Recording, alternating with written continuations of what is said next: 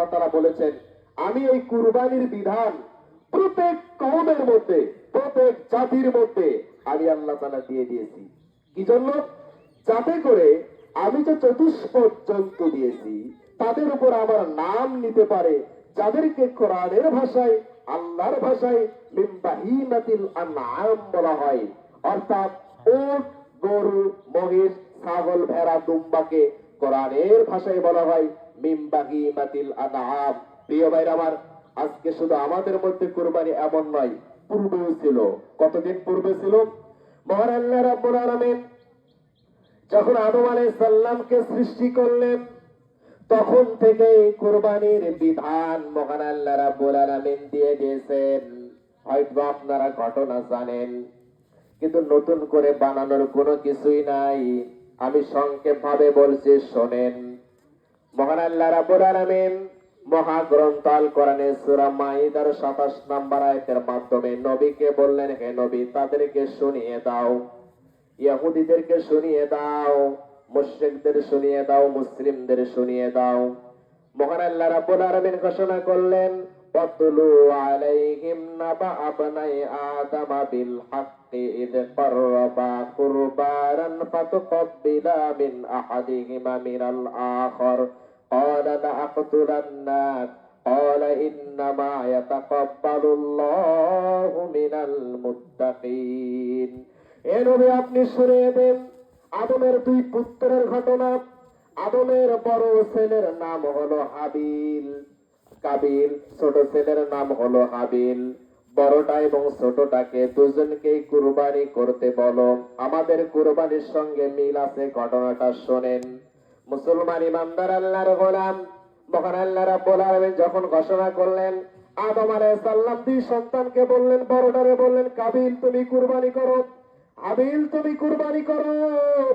দুই ভাই কুরবানি করলো, এক ভাই দুম্বা কুরবানি করলো। ছোট ভাই হাবিল পশু লালন পালন করত।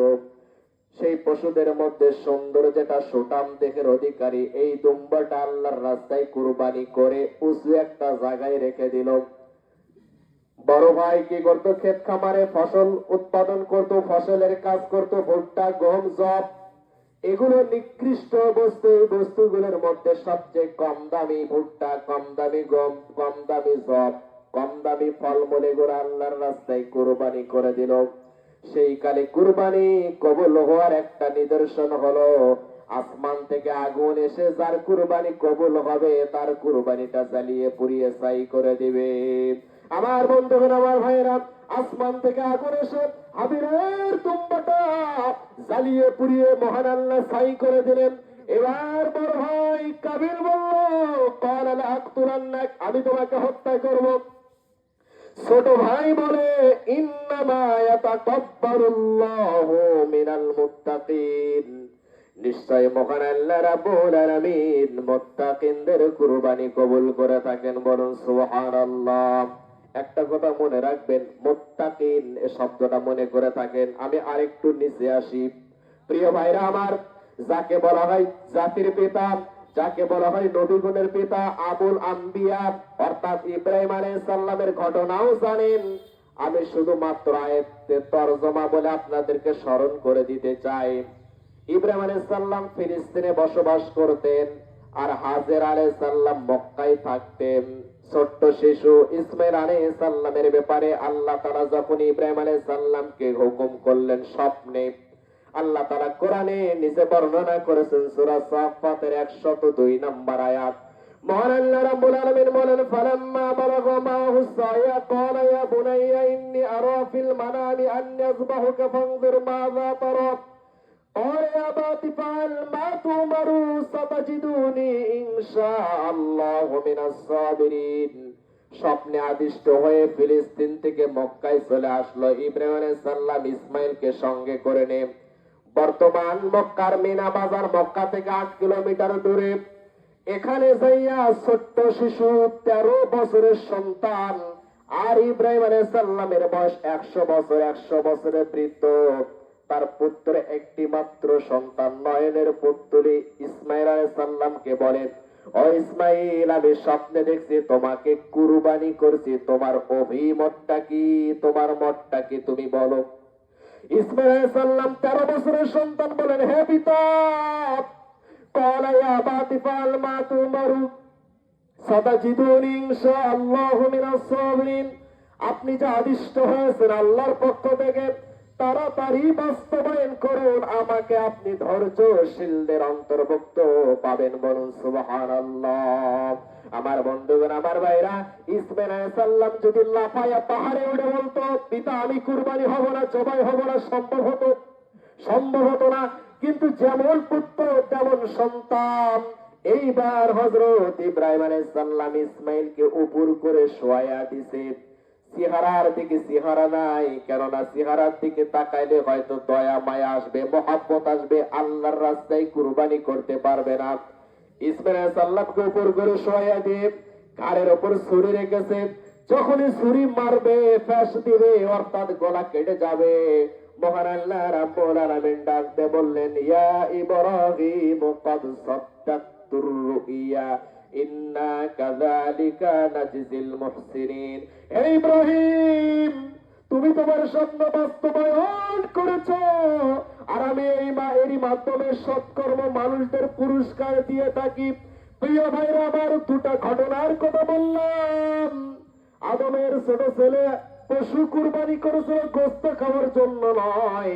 ইব্রাহিম আলাইহিস সালাম তিনার পুত্রকে কুরবানি করেছিল গোস্ত খাওয়ার জন্য নয়, শুধুমাত্র আল্লাহকে সন্তুষ্ট করার উদ্দেশ্যে। আর হাবিল বলেছিল, ইন্নামা ইয়াতাকাব্বালুল্লাহু মিনাল মুত্তাকিন, নিশ্চয় মহান আল্লাহ রাব্বুল আলামিন মুত্তাকিনদের কুরবানিটা কবুল করে থাকেন। মনে আছে হাবিল কি বলল বড় ভাইকে? আর ইব্রাহিম আলাইহিস সালামের ব্যাপারে দুটো এক করেন। এক, ইব্রাহিম আলাইহিস সালাম কুরবানি করেছেন গোস্ত খাওয়ার জন্য নয়, নিজের সন্তানকে জবাই দিচ্ছে আল্লাহকে সন্তুষ্ট করার জন্য, গোস্ত খাওয়ার জন্য নয়।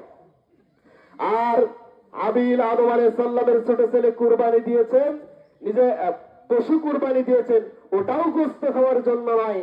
আল্লাহর পক্ষ থেকে আগুন আসবে, পশুটা জ্বালিয়ে পুড়িয়ে ছাই করে দিবে।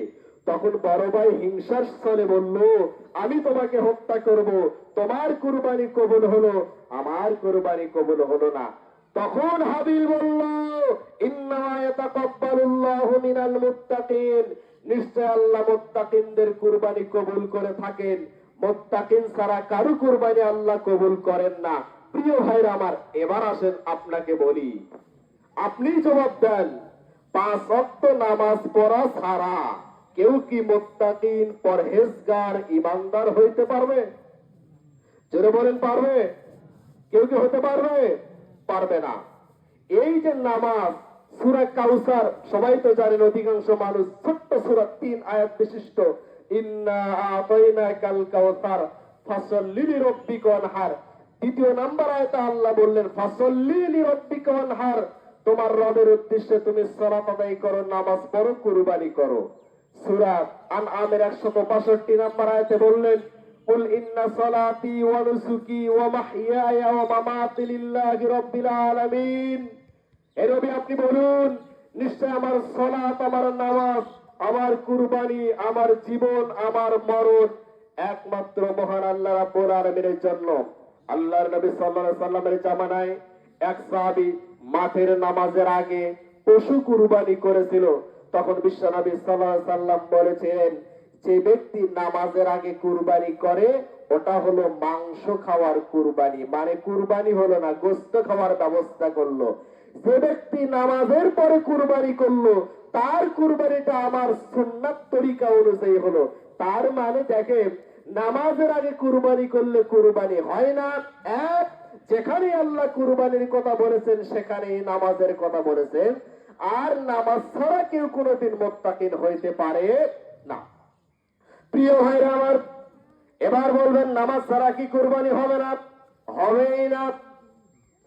পবিত্র কোরআন সূরা বাকারার শুরু থেকে সূরা নাস পর্যন্ত আপনি পড়ে দেখবেন, আল্লাহর কসম করে বলি, একটা আয়াত পাবেন না যে নামাজ ছাড়া কুরবানি দিলে কুরবানি কবুল হবে।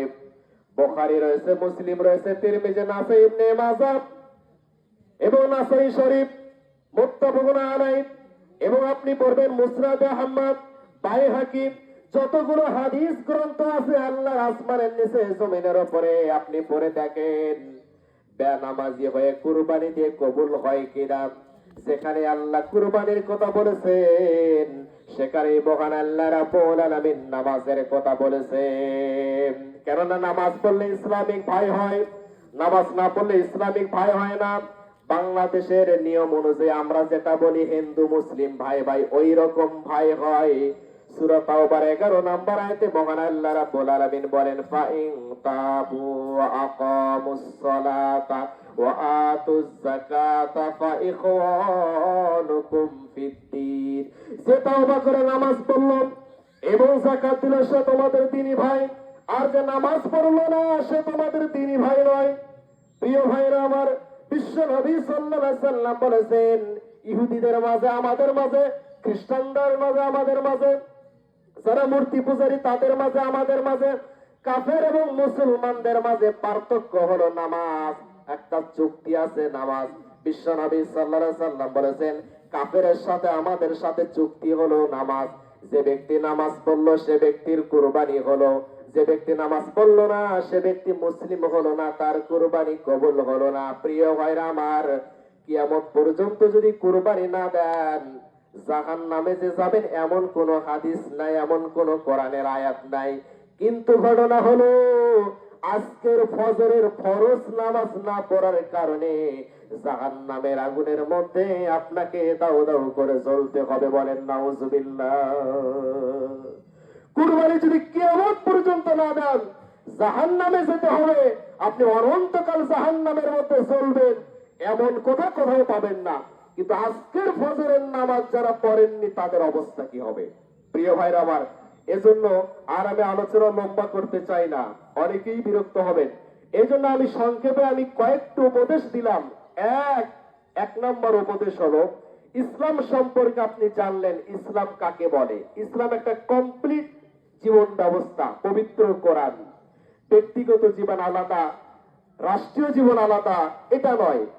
মৃত্যুর জন্মের পর থেকে শুরু করে মৃত্যু পর্যন্ত যা কিছু লাগবে সব কিছু ইসলামের ভিতরে রয়েছে, পবিত্র কোরআন সহিহ সুন্নাহর ভিতরে রয়েছে। দ্বিতীয় যে উদাহরণটা দিলাম, উপদেশ দিলাম, সেটা হলো আল্লাহর নবী আদম আলাইহিস সালামের পুত্ররা যে কুরবানি করেছিলেন গোশত খাওয়ার জন্য নয়, তিনারা কুরবানি করেছেন আল্লাহকে সন্তুষ্ট করার জন্য। আসমান থেকে আগুন এসে জ্বালিয়ে পুড়িয়ে ছাই করে দিল। বড় ভাই হিংসা করলো, ছোট ভাই হলো কেবল মুত্তাকিন পরহেজগারের কুরবানি কবুল করা হয়। তৃতীয় আরেকটি কথা হচ্ছে, ইব্রাহিম আলাইহিস সালাম গোশত খাওয়ার জন্য নিজের সন্তানকে জবাই করেনি, তিনি জবাই করেছেন একমাত্র আল্লাহর উদ্দেশ্যে, আমি জবাই করব।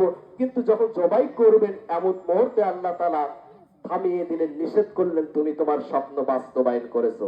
চতুর্থ যেই কথাটা বললাম, মুত্তাকিন হতে হলে অবশ্যই আপনাকে 5 ওয়াক্ত নামাজি হতে হবে।